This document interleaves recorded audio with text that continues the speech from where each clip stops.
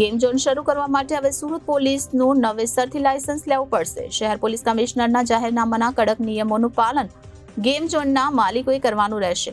અલગ અલગ ગેમની અલગ અલગ પરમિશન લેવી પડશે. તેનું ઇન્સ્પેક્શન, લાયસન્સ સહિતની પ્રક્રિયા કરવાની રહેશે. ગેમ ઝોન માલિકોએ ફરજિયાતપણે થર્ડ પાર્ટી લાયબિલિટી ઇન્સ્યોરન્સ લેવાનું રહેશે. ગેમ ઝોનમાં આવતા લોકોની સુરક્ષા માટે ખાસ ધ્યાન આપવું જરૂરી રહેશે અને તેમાં જો ચૂક થશે તો ગેમ ઝોનના માલિક વિરુદ્ધ ફોજદારી કરવામાં આવશે.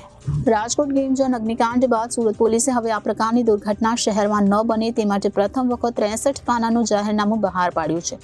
શહેર પોલીસ કમિશનરના જાહેરનામાના કડક નિયમોનું પાલન ગેમ ઝોનના માલિકોએ કરવાનું રહેશે. જે ગેમ ઝોનના માલિકો પાસે હાલ લાયસન્સ છે તેમને નવેસરથી લાયસન્સ લેવું પડશે. અલગ અલગ ગેમની અલગ અલગ પરમિશન લેવી પડશે. તેનું ઇન્સ્પેક્શન, લાયસન્સ સહિતની પ્રક્રિયા કરવાની રહેશે. આ ઉપરાંત એક્સપર્ટનો અભિપ્રાય પણ લેવો ફરજિયાત કરાયો છે. ગેમ ઝોન માલિકોએ ફરજિયાતપણે થર્ડ પાર્ટી લાયબિલિટી ઇન્સ્યોરન્સ લેવાનું રહેશે. જે હેઠળ જો કોઈ અકસ્માત થાય અને તેમાં કોઈનું મોત નીપજે અથવા કોઈને કાયમી ખોડખા પણ થાય તો તે માટે 10 લાખ રૂપિયાનો વીમો લેવાનો રહેશે. ગેમ ઝોનમાં ચાલતી દરેક ગેમ નિયમ હેઠળ આવરી લેવામાં આવશે. દરેક ગેમને ગેમ ઝોનમાં ઇન્સ્ટોલ કરવા પહેલા પરવાનગી લેવી પડશે. ગેમ ઝોનમાં આવતા લોકોની સુરક્ષા માટે ખાસ ધ્યાન આપવું જરૂરી રહેશે. તેમાં ચૂક થતા ગેમ ઝોનના માલિક વિરુદ્ધ ફોજદારી કરાશે.